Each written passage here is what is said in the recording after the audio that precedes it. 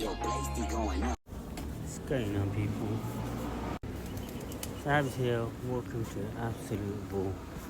How's everyone doing?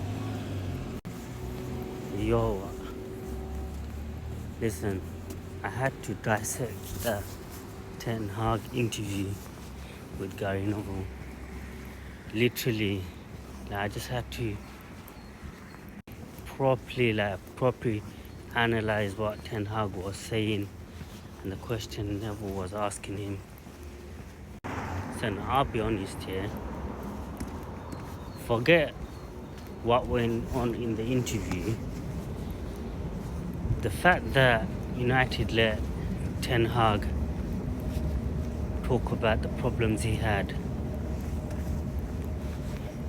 during his tenure, let's be honest, he's still here, and it just seems like,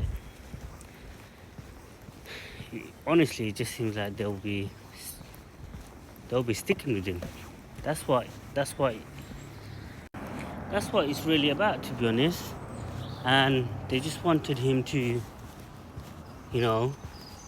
get some sort of sympathy from the fans with all the excuses that he's given. And we know as fans that there have been mitigating circumstances during his time at United so far. And yes, there are injuries and there have been player clashes and whatnot, but which manager doesn't go through these sort of, shall I say, short-term calamities? Just to me sounds like United are more than happy, well, Ineos are more than happy to, stick around with him, because obviously it will cost a substantial fee to pay him out, because he has that a year left in his contract and whatnot. I've been hearing 10 to 20 million, something like that, some sort of fee around that to pay him off. That's certainly one of the reasons why they want to keep him, or shall we say they haven't got a choice but to keep him, because they need to think about other areas which they need to put the money towards. And obviously the fact that Ineos have made changes in let's say in that short period of time. They've made big decisions, getting rid of CEO, director of football and whatnot, but keeping Ten Hag is like the last man standing, and they just don't, I think they just don't want to get rid of him in terms of keeping that, keeping some sort of stability where at least the manager's there. But they're forgetting the fact that this manager hasn't been good this season, and he's made too many mistakes for, well, to keep him around, to be honest. But hey, that's their decision, and to me it seems like should have get rid of him, since you're getting rid of everyone else in the organization, in the club. Manager should have been one of them, and should have been able to restart again next season and rebuild from there. But that's their decision, nothing we can say. But let's wait and see. You never know, we might be shocked, might still get sacked. But yeah, that interview was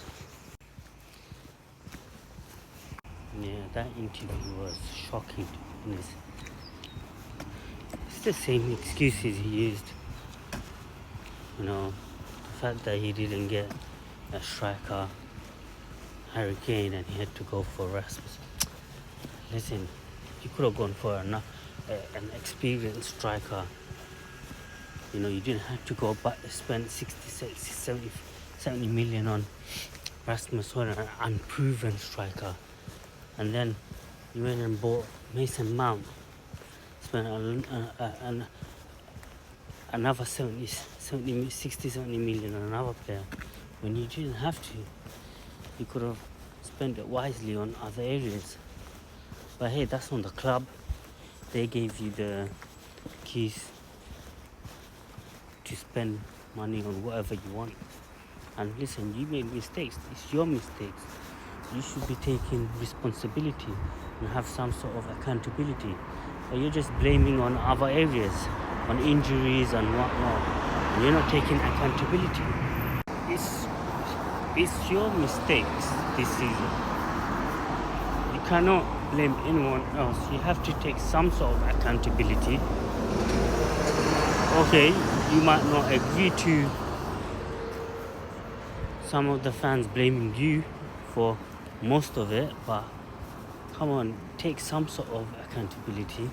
But no, he's blaming the players, the injuries, the mitigating circumstances, etc. He wanted this player, wanted that. But you got your players. Let's be honest, you spent over 400 million. Why didn't you answer that? Why didn't Gary Neville get some sort of, you know, some sort of response to the 400 million that you spent on players, and then you're not playing them? You know, they are sat on the bench. Whose fault is that? You're not using the rotation.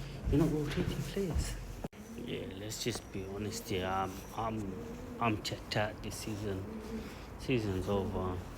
The Indians have chosen to keep him or not keep him. Season's done for me, to be honest. Let's just end the season. Look forward to the FA Cup. If we win it, we win it. If we don't, we don't. And I think majority of the fans really want him gone. But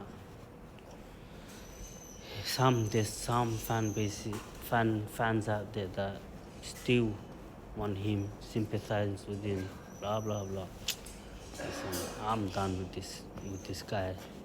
I want him gone. It is what it is. That interview just showed that he's lost. He's bringing out all the excuses, lame excuses, just to cover his back. Ineos need to see through all that, to be honest. They need to get hold of the situation, and it's a spiral going downwards. Just need to stop this. Ineos need to stop this. We need to make a change. We need to make a massive change. Anyway, peace, people. Like, subscribe, share.